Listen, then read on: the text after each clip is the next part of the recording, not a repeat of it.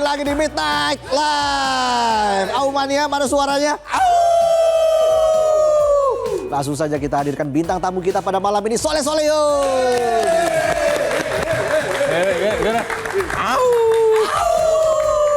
Akhirnya saya melihat wajah-wajah au-au ini. Iya. Gimana wajahnya? Bagus, saya suka semangatnya ya. Ini yang membuat acara ini jadi menarik, salah satunya si au-au ini. Betul, betul. Mereka memang masa depannya sangat cerah. Bagus. Jam 11 malam masih au-au. Masih au, yes. Kita kasih tepuk tangan sekali lagi untuk Soleh Solihun. Buat Metro TV tolong dinaikkan gaji-gaji para au-au ini. Iya. Iya kan, saya dukung loh. Ini loh. Ini kan pasti tidak ada insentif kan? Boro-boro. Iya, makanya saya dukung. Minimal kalau ada bonus-bonus iklan gitu. Wah. Misalnya ada iklan apa, ya kecipratan nih kita boleh. Cipratan dong segitu. Ya kalau banyak-banyak kan buat perusahaan. Iya dong. Iya. Kita kan ada Midnight Live juga biar perusahaan jalan terus kan. Betul, betul. Walaupun sekarang agak-agak lembut ya. Ya. Tapi saya mengerti, saya bisa memahami dinamika perusahaan. Kita tidak bisa selamanya galak. Kan lo mantan wartawan juga. Ya, saya paham. Ini peraih gelar Adiwarta 2006 loh, Dek. Gimana Mas Soleh melihat dunia jurnalisme di Indonesia saat ini? Sedih ya. Langsung aja. Pertama, banyak teman-teman di TV di layoff. Media banyak yang bubar. Terus terlalu banyak hoax. Terlalu banyak orang gampang nyebarin berita sampai akhirnya orang jadi bingung, ini mana yang bisa dipercaya? Sedangkan yang kita anggap percaya berpihak. Jangan-jangan ini jadi materi di separuh separuh kaya nih. Udah gitu kalau ada media yang kritis, takut.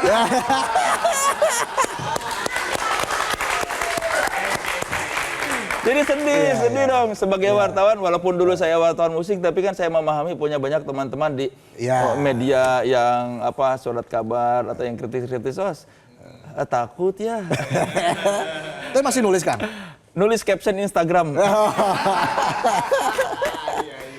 Tapi gayanya masih sama ya, sejak saya pertama kali lihat Kang Soleh itu di Metro TV, di stand up komedi ya, tahun 2011 Kang. Iya. Waduh, itu kok bisa awalnya akhirnya stand up, bergabung di program itu, bagaimana ceritanya tuh? Oh, ini sekarang apa dia, bos atau apa? Amu ini. Amu. Oh, Mas Amu, iya. Udah jadi bos itu. Udah jadi bos ya. Iya. Itu dia yang ngajak saya, karena saya ada video, terus Amu yang bilang tuh si Soleh tuh pernah bikin video stand up, ajakin nih Soleh Solihun. Nah, itu terima kasih Amu ya.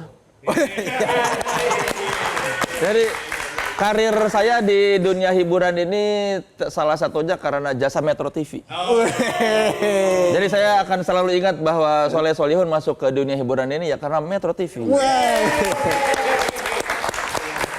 Knowledge to elevate. Masih slogan itu kan. Iya. Nah, kita kan juga mau ulang tahun nih Metro TV, ulang besok tahun yang ke-25. Besok, bayangin. Kang Soleh mungkin punya harapan buat Metro TV.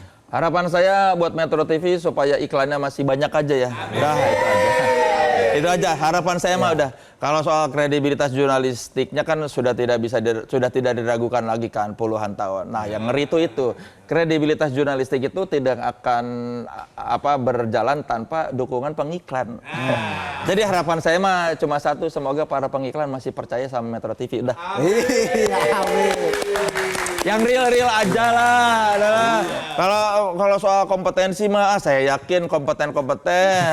Tinggal kepercayaan pengiklan ini. Karena selain ridho Allah kita butuh ridho sponsor. Buat berjalan perusahaan. Betul. Penonton juga bisa dapat insentif. Betul. Yang paling kenceng.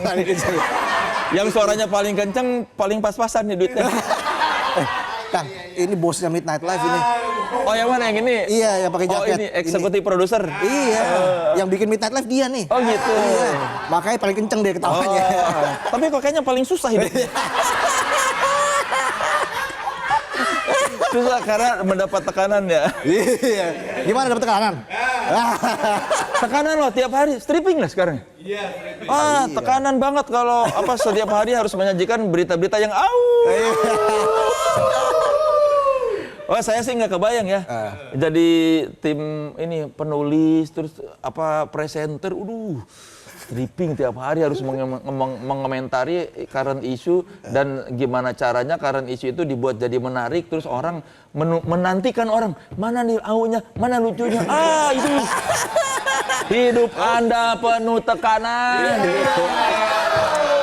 Tapi tidak apa-apa, lebih baik punya tekanan banyak karena pekerjaan daripada tidak ada tekanan karena tidak ada pekerjaan. Iya. Itu, dengerin tuh. Pasti nggak berani ngomong kan, makanya ada Kang Soleh di sini yang ngomong. Tapi kalau jarang pakai jaket kulit sekarang? Ini gue pikir harus pakai jas di sini. Enggak lah, tapi masih kan pakai jaket kulit. Ada sih, gue menghargai soalnya hostnya pakai jas, masa gue pakai jaket. Luar biasa. Demi Resa. Waduh, Kang Soleh kangen gue lihat Kang Soleh karena pertama kali gue nonton stand up tuh ya Kang Soleh sebenarnya. Dulu bareng Cing Abdel ya. Iya. Gue tuh ini loh. Saya tuh komika pertama yang tampil di acara stand up komedi di Metro TV. Episode pertama. Episode pertama, komika pertama. Wow. Berarti benar-benar legend ya. Ya, terima kasih Metro TV. Iya. Terima kasih Mas Amu. Ya, terima kasih Amu.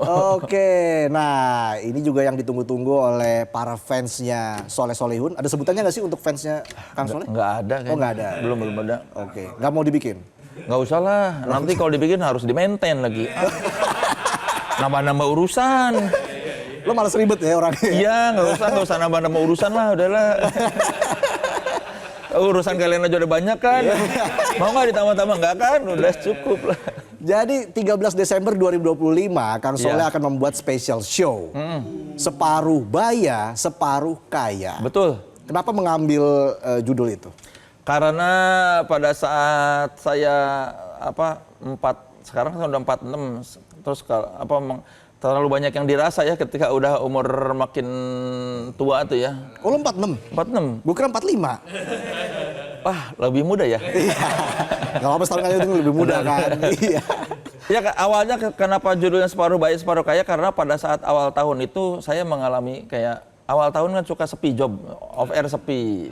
Terus saya berpikir, saya ini duit di rekening udah mau habis, tapi di garasi ada Harley.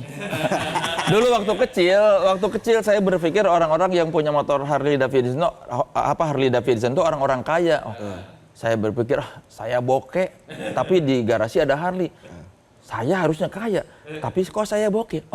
Berarti saya separuh kaya. Oke. Terus saya cari-cari judul lain karena saya di special show ini pengen bikin show yang siang dan malam itu beda materi. Dari awal punya ide pengen bikin special show dengan beda materi, saya nyari judul apa yang ada setengah-setengahnya supaya menggambarkan bahwa ini nanti acaranya bakal dibagi dua dan berbeda materi. Ketika ketemu istilah separuh kaya, akhirnya saya saya 46, saya separuh baya. Jadilah judul itu Separuh Baya Separuh Kaya. Oke. Buat menggambarkan bahwa special show saya ini bakal beda. Siang dan malam tuh beda materi. 2 sesi siang dan malam beda materi. Beda materi. Iya. Ada yang juga kan yang bisa beli tiket terusan ya? Bisa tiket terusan. Jadi kalau di Indonesia belum pernah ada yang melakukannya. Oke. Belum pernah ada komika yang bikin special show 2 sesi materi berbeda, belum pernah ada. Walaupun mungkin sudah banyak yang punya ide kayak dulu saya pernah dengar tadinya Ge Pamungkas yang mau bikin special show kayak gini beda materi, tapi nggak jadi, akhirnya ya udahlah saya pakai aja lah idenya. Raditya Dika juga bilang katanya, gue udah punya ide ini sebelumnya, jangan pokoknya dia bilang jangan sampai lu ngira nanti gara-gara lu bikin acara begini nanti tahun berapa gue bikin materi berbeda gue niru lu ya katanya. Gue udah pernah terpikir mau bikin seperti ini tapi belum terwujud ya. Raditya Dika bilang pernah punya ide buat bikin acara yang berbeda materinya siang dan malam. Tapi lo akhirnya menulis sejarah nih ya? Ya, kita lihat 13 Desember di Geraha Bakti Budaya Taman Ismail Marzuki. Wow. Pasti seru. Ya. Silakan tiketnya dibeli di event.hhhcorp.com. Oke. Kemarin juga special show Oki Rengga di situ ya? Ya, sama di Geraha Bakti Budaya. Enak, tempatnya tidak terlalu besar, tapi juga tidak terlalu kecil, dan tempatnya kan baru-baru direnovasi. Jadi oke lah buat komika-komika yang tidak terlalu banyak penggemar ini. Wah, masa sih? Ya kan kalau Panji kan 10.000, saya jualan 800 tiket aja berat. Kan fans lo banyak dari 2011 lo, ya? 2011. Ya, fans banyak kan belum tentu pada mau beli juga. Makanya harapan saya nih acara Midnight Night membantu. Amin. Pastilah, namanya juga stand up atau komika pertama yang tampil di Metro TV. Bayangin lo. Gimana nggak legend, dan materinya juga pasti banyak banget nih ya Kang ya? Ya. Dua sesi mau gimana? Ya, makanya gua bikin 2 sesi karena tahun lalu yang show saya yang terlalu banyak waktu luang 3 jam setengah. 3 jam setengah? Ya, 3 jam 22 menit tepatnya. Orang pada komplain, kelamaan, capek kita. Makanya saya, ya udah biar materinya, biar saya kali ini show-nya nggak terlalu lama, saya bagi 2. Oke. Jadi tidak akan sampai 3 jam 20 menit stand up saya dibagi 2. Jadi aman nih, udah pasti nggak akan terlalu panjang. 90 menit. Mudah-mudahan. Oke. Ya, target sih sejam lah, sejam. Oke. Sama opener jadi 2 jam lah segala macam, sama MC segala macam.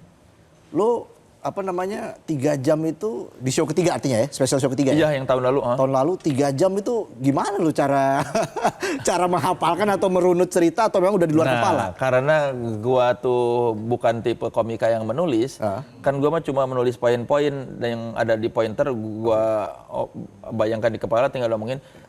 Ada contekannya kayak setlist. Oke. Di bawah. Kalau band tuh kan setlist judul lagu, kalau ini gua pointer. Jadi gue tinggal lihat, abis ini ngomongin ini, tinggal lihat ke depan. Oke. Lihat ini, pointer lah. Oke. Karena gue kan nggak tour. Kalau tour biasanya kan udah kehafal. Ini kan gue cuma sekali bikin show, terus nanti dijual digital download. Nah, jadi karena belum tentu hafal urutannya, dikasih pointer di bawah. Oke. Biar ada insentif. Iya, biar kedengeran kerja. Itu strateginya. Iya. Tapi jadi meriah acaranya. Biar si itu kerja gitu. Iya, betul. Gitu. Nanti dihitung ya, ada berapa nya ya. Iya. Nanti Catat. ya KPI ini dalam satu episode harus berapa berapa berapa Kan? Bener. Udah paham udah. Kang Soleh. Lu jadi FD sendiri super. Iya. Di sini mah apa aja dah. Luar biasa, ini semangatnya independen sekali ya. Saya suka acara ini. Ya bebas gitu ya. Iya kan. Namanya juga anak-anak tongkrongan di sini Kang ya. Yang emang nggak ada kerjaan atau biar biar ada alasan buat istri ya. Iya, gitu. Pulang malam Kang. Ya malam lagi ya. Iya kan. Tapi lu kalau kita bicara soal film, mungkin ada 20-an lebih loh film ya? Iya, kalau main yang satu scene, 2 scene, mah dihitung itu adalah segitu mah kayaknya. Ya tapi tetap aja yang request lo, order yang ngajak lo main film kan banyak gitu. Ya adalah, walaupun peran-peran kecil. Peran kecil tapi kan misalnya agak lain, kan gue juga nonton tuh. Ya, 2 scene lumayan lah. Lumayan, disyukurin aja. Daripada nggak kebagian kan, harus banyak bersyukur. Jadi lo nggak milah-milah film apa nih, langsung terima aja gitu? Oh, gua pilih-pilih kalau misalnya sutradaranya gua suka atau ceritanya suka itu. Sampai sekarang gua belum menerima yang film horor setan-setan. Oh ya? Karena belum pernah ada yang ngajakin juga sih. Semoga ada yang ngajakin berarti ya. Ya, dilihat kalau suka sama sutradara atau ceritanya sih gua pilih. Oh gitu. Lebih lihat ke sutradaranya dulu ya. Ya, gua suka nggak sama sutradaranya gitu. Karena gua menerima pekerjaan karena gua suka. Kan gua datang ke sini juga gua karena suka sama lu. Gak suka sama acaranya.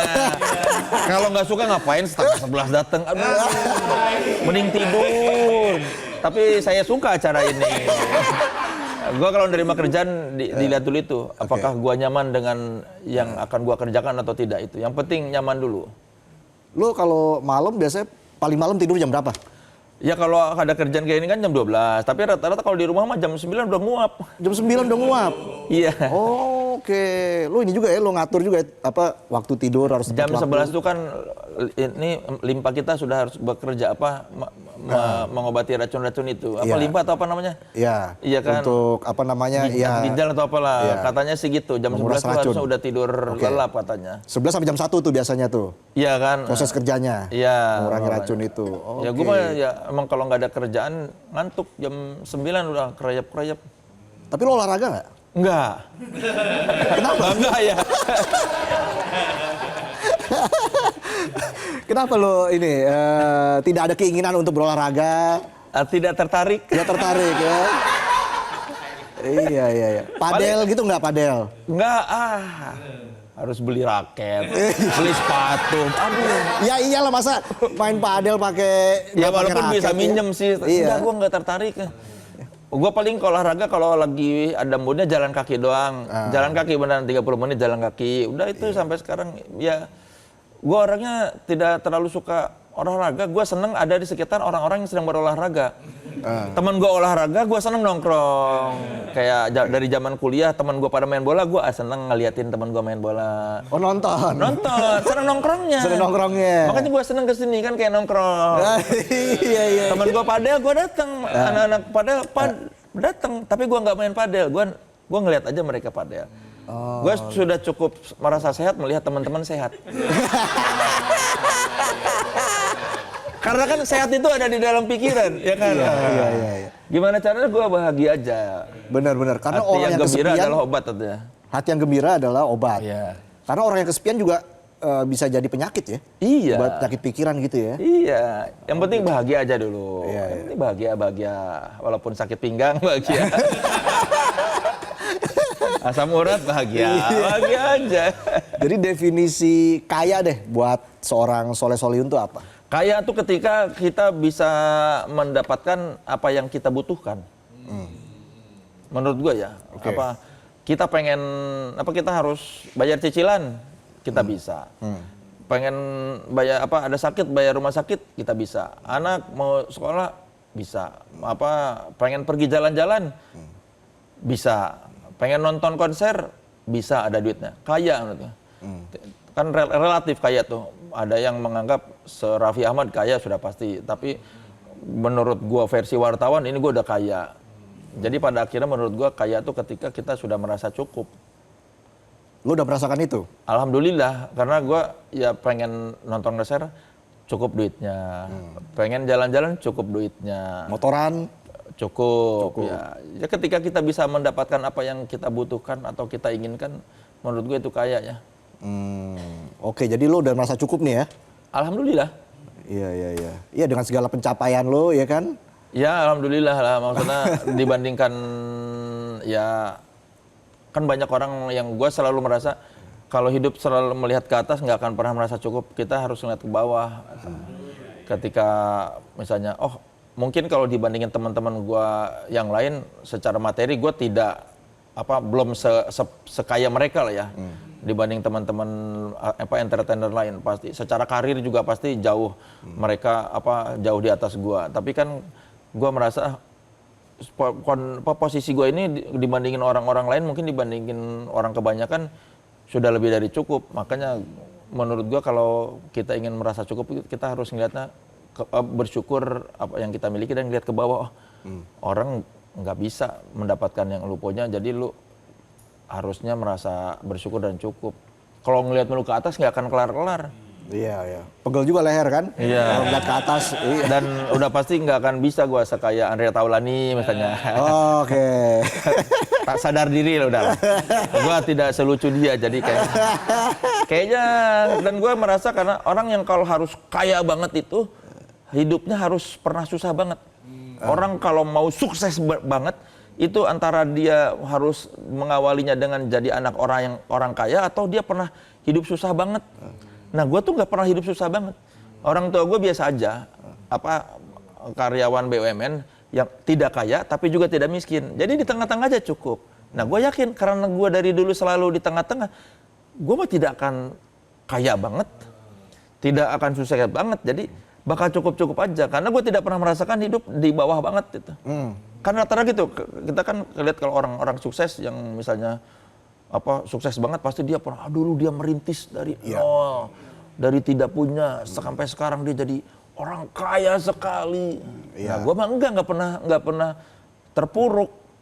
Hidupnya biasa-biasa aja. Jadi gue yakin gue mah nggak akan terlalu kaya, biasa aja pasti. Dan nggak akan terlalu sukses juga. Oke, tapi kan lo juga berkarya tuh udah banyak banget, komika, main film, mantan wartawan juga. Jadi lo nanti ingin dikenang sebagai siapa? Sebagai orang baik. Itu udah cukup buat lo ya? Cukup, kan banyak, kalau gue pengen dikenalnya kalau orang mengenang Soleh Solihun siapa? Orang baik itu aja. Oke. Kadang kan bisa aja orang mengenal si ini sebagai ini, tapi dia mah jahat, nah kan. Lebih baik apapun profesinya kita dikenal sebagai orang baik. Karena pada akhirnya orang mendoakan kita karena menganggap kita orang baik, bukan karena kita orang kaya. Iya. Iya, gue sih selalu kalau ditanya pengen dikenang sebagai apa? Sebagai orang baik. Lalu ke depan lo masih punya mimpi besar nggak? Lo ingin misalnya mau nyanyi atau apa? Itu gue sadar diri kayaknya suara gue nggak bisa nyanyi jadi. Ada beberapa, tidak semua mimpi harus dikejar. Memang pernah ada keinginan mimpi jadi penyanyi, tapi saya sadar diri suara saya fales, nggak bisa main alat musik, nggak bisa nyanyi. Lebih baik tidak usah dikejar mimpi itu. Sadar dirilah, saya cukup tahu nggak usahlah mengejar mimpi itu. Jadi nggak ada. Gua bukan orang yang tipe mengejar mimpi jauh-jauh. Gua orang yang hidup untuk hari ini. Gua tipe yang mensyukuri yang sedang dinikmati, apa yang sedang didapatkan dan yang sedang dijalani. Mensyukuri saat ini, menikmati saat ini, tidak terlalu memikirkan ke depan. Karena kadang-kadang orang kalau terlalu memikirkan ke depan lupa untuk menikmati hari ini. Udah 120 tadi gue catetin, 120. Lo kan juga dianggap. Ngomong-ngomong ini Mas Ipinya pakai sendal loh kesini. Kemarin sama Sastra dikatain apa coba? Apa? Wartawan Nat Geo. Enggak, wartawan Nat Geo lebih keren gua kenal. Pemreda Didi Kasim, keren. Lagi. Pada yang lain tuh, ini tim-tim kreatif pada keren-keren. Ini eksekutif produser. Tidak seperti eksekutif. Gua tadi kalau lu nggak bilang ini bos, nggak tahu itu bos.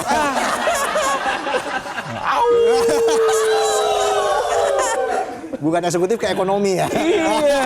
Aduh.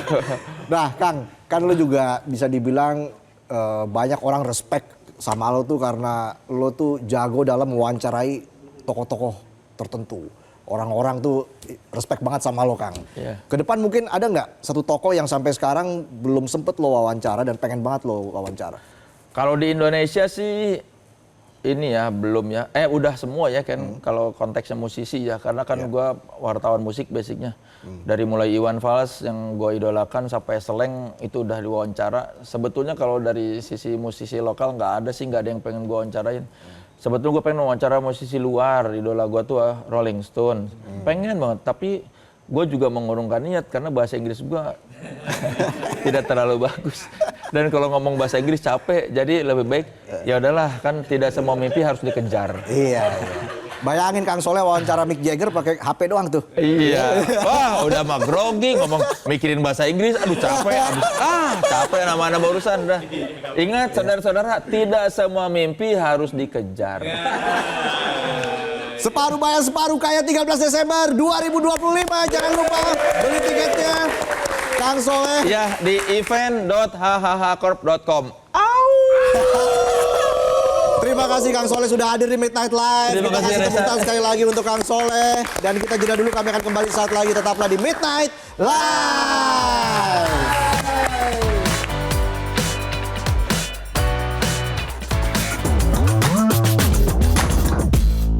Jelajahi cara baru mendapatkan informasi. Download Metro TV Extend sekarang.